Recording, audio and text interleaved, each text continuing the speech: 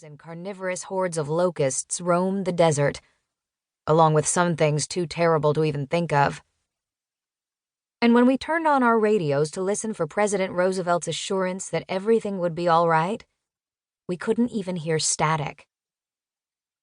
But it was only at sunset, when Death had her first say, that we realized how bleak our situation truly was.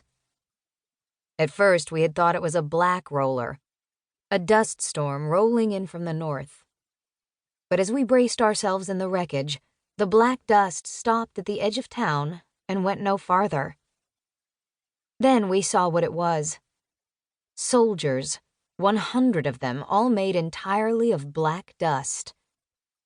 Each of them stood 8 feet high, and in the light of the full moon overhead, their shadows seemed to cut teeth into the sand.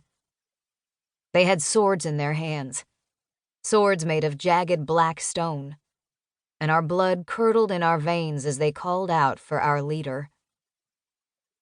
The fathers of each family, farmers and cowboys alike, fell silent, looking at their empty, work-hardened hands. We looked to them, and for once, they had no answers. God had failed them. Hard work had failed them. Manhood had failed them.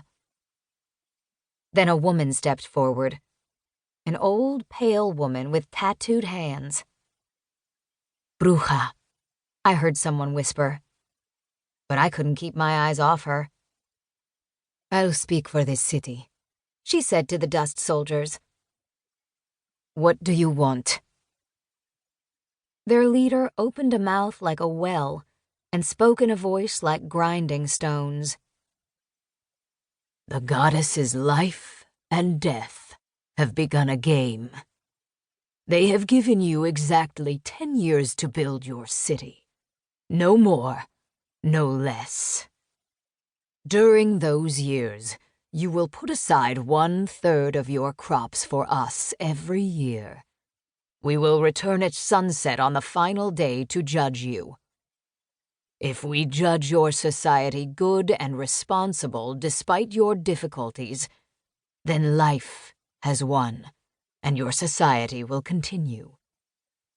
If your society has been irresponsible, then death has won the game.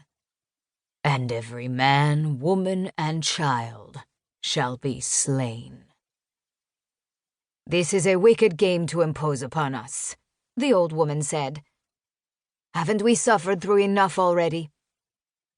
But the dust soldiers did not or could not answer, and in the end, the old woman had no choice but to agree to the terms of the game we had been entered into.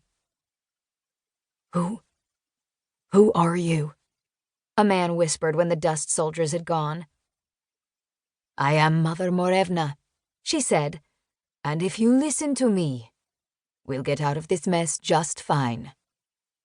But we will have to do things exactly as I say."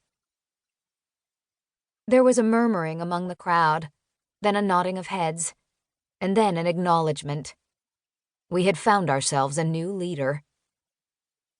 That night, we gathered at the center of town and listened as Mother Morevna told us about the world we would make.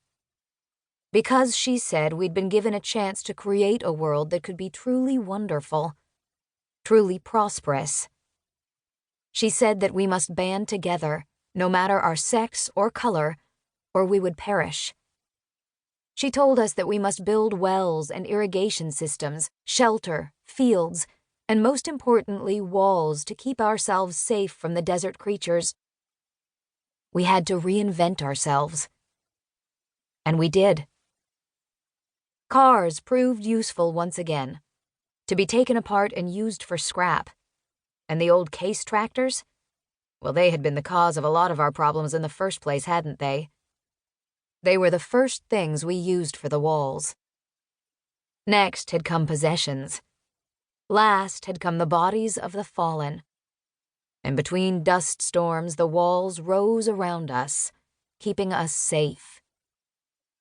Until I, Sal Wilkerson, brought an end to everything. 1944. 4 months remain. My nose was broken. It was